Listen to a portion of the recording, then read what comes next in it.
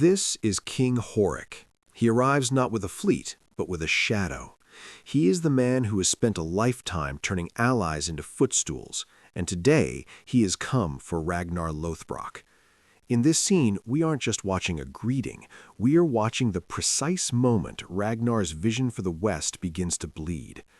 Horik hasn't just brought himself, he's brought a manufactured crisis, a secret he's kept tucked in his furs, waiting for the perfect moment to drop it like a knife on the table. To understand the collapse of the Viking coalition, we have to look at the information asymmetry of this encounter. The political landscape of the North is fractured. A power vacuum exists following the civil war between Horik and Jarl Borg. Ragnar Lothbrok has attempted to solve this crisis by brokering a peace, but as Horik dismounts, we witness a masterclass in a different kind of power. Horik isn't here to raid, he is here to pitch a plan. Well, Ragnar, my great friend. I heard you came by horse. Where are your ships? My ships are being prepared. I could not wait. I have waited an eternity already. Notice the opening gambit. Ragnar probes the defense immediately with a question about the ships. This reveals Ragnar's tactical myopia. He views the alliance through the lens of logistics. He needs wood and sail. But Horik's response is a masterclass in deflection. By saying, "I could not wait," he frames his arrival as a personal obsession and a sign of friendship. This effectively lowers Ragnar's guard. By letting Ragnar focus on the small social battle of the greeting, Horik prepares him to lose the massive political war. Horik is establishing rapport by acting as the impatient warrior while hiding the strategic reality. He has arrived ahead of his fleet to establish psychological dominance over Ragnar's home before his army even anchors. I said to my sons, I have to set off. I cannot even wait for the ice to melt. My ships will arrive soon enough. And I look forward to getting to know your sons. This sequence of lines is the weaponization of legacy. Horik connects the melting ice of the political landscape to the future of their houses. He is defining the problem in a way that triggers a sense of manufactured dependence. By wanting to get to know Ragnar's sons, he isn't being a guest. He is performing a reconnaissance mission. He is looking for the pressure points in the next generation of the Lothbrok line.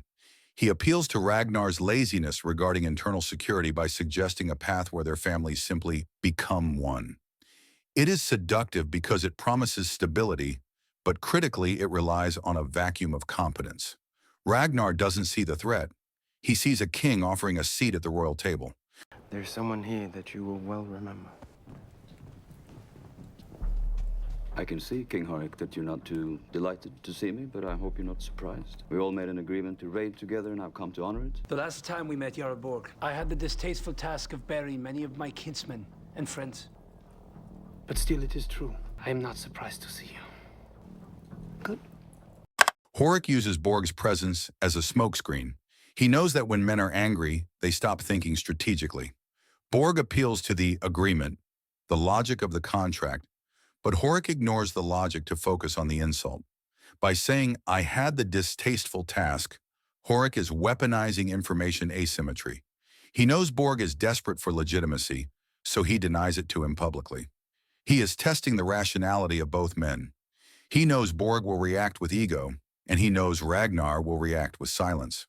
This is the strategic disaster. Ragnar commits the fatal error of violating the Machiavellian rule. Never empower a dangerous rival to destroy a temporary enemy. He allows Horik to humiliate Borg because he believes he needs Horik's ships more than he needs Borg's loyalty.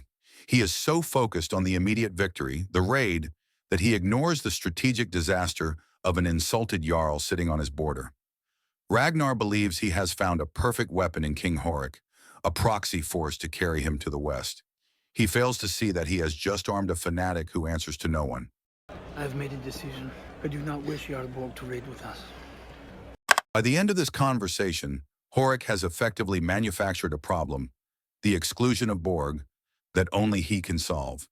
He has forced Ragnar to choose between a king and a jarl, and by choosing the king, Ragnar has just handed Horik the sovereign military command of the entire expedition. Ragnar walked into this meeting thinking he was the architect of a new world. In reality, he has just invited his successor into his hall. He prioritized the tactical raid over the strategic peace. He solved a logistical headache by planting a political tumor.